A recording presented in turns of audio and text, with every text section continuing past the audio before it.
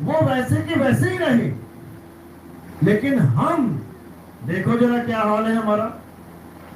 जो राम जी, कृष्ण जी, हनुमान जी भगवान होकर कभी गाड़ी में नहीं बैठ पाए, ये कलयुग में इंसान गाड़ी छोड़ो हवाई जहाज में घूम रहा है।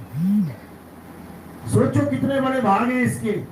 लेकिन इस पर ही मेहरबानी क्यों हो रही है, और केवल कलयुग में ही क्यों हो रही है? क्या ये दिमाग सतयुग द्वापर त्रेता में नहीं था? बिल्कुल था। तो क्यों मोटरसाइकिल नहीं बन पाई, क्यों कार नहीं बन पाई, क्यों तीनों युगों में घोड़े ही दौड़ाते रहे? आज सब कुछ आ गया। कहां से आ गया? कौन ले आया ये सब? आज मोबाइल आ गया। भगवान के टाइम पे मोबाइल की इन्वेंशन नहीं कर पाया कोई, खोज नहीं कर पाया। दिमाग नहीं था क्या? कहते हैं हमारे ऋषि मुनि बहुत बड़े बड़े दिमाग वाले थे, मोबाइल ना बना पाए, बाइक ना बना पाए, कार ना बना पाए। आज कलयुग में ये सब क्यों मिल रहा है? तुम सोच भी नहीं सकते क्यों मिल रहा है। क्योंकि जो तुम्हें ये दे रहा है वो नहीं चाहता कि तुम यहां से निकल जाओ। वो चाहता है कि तुम इसी में उलझ पुलझ के मर जाओ। वो चाहता है तुम सारा दिन इसी में गुजार दो।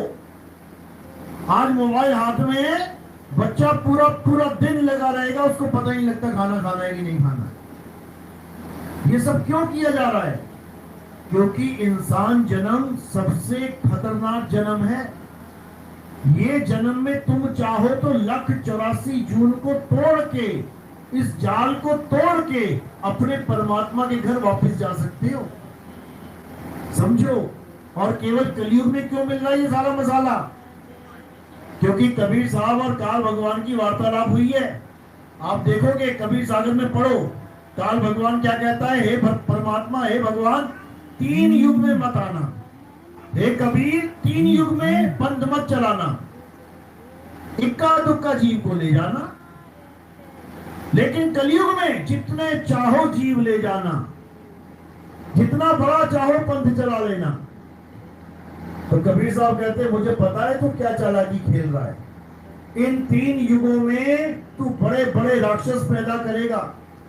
उन राक्षसों से क्या करेगा? जीवों की हत्या करवाएगा। उसके बाद खुद ही अवतार धारण करके उन राक्षसों को मारेगा और खुद ही भगवान बन के बैठ जाएगा कि मैं भगवान हूं। और सारे जीव इस रक्षक कला को नहीं समझ पाएंगे और तुझे ही भगवान मान लेंगे। 3 युग तक तू अपनी ही साधना करवाएगा, सबको अपने पीछे लगा लेगा। चौथा युग आते आते तो कोई बिरला ही होगा जो तुझे पहचान पाएगा तू कौन है। तो कलयुग दिया कबीर साहब को कि तुम कलयुग में आओ और जितने मर्जी जीव ले जाओ, जितना बड़ा पंथ चलाओ, लेकिन तुम्हारा नाम लेके मैं पहले ही 12 पंथ चला दूंगा कलयुग में। आज चल रहे हैं। आज कबीर साहब का नाम लेके बड़े बड़े गुरुजी बैठे हुए हैं और सारा ज्ञान क्या दे रहे हैं? कबीर साहब से उलट। कबीर साहब कह रहे हैं ये मत करो, वो गुरुजी वही लेके बैठा हुआ है। कबीर साहब कह रहे हैं ये मत कर, तो गुरुजी वही लेके बैठा हुआ है। सारे गुरु वो कर रहे हैं जो कबीर साहब मना कर रहे हैं। कबीर साहब कहते हैं नाम है जप में, तो ये सारे गुरु जप ही तो करवा रहे हैं। कबीर साहब कहते हैं नाम है तप में, ये सारे गुरु तप करवाने लग गए। नाम है व्रत उपवास में, ये कबीर पंथी ही व्रत करवा रहे हैं, पूर्णिमा का व्रत करवा रहे हैं। हर काम उल्टा, हर काम उल्टा। क्यों? क्योंकि असली पंथ आने वाला है।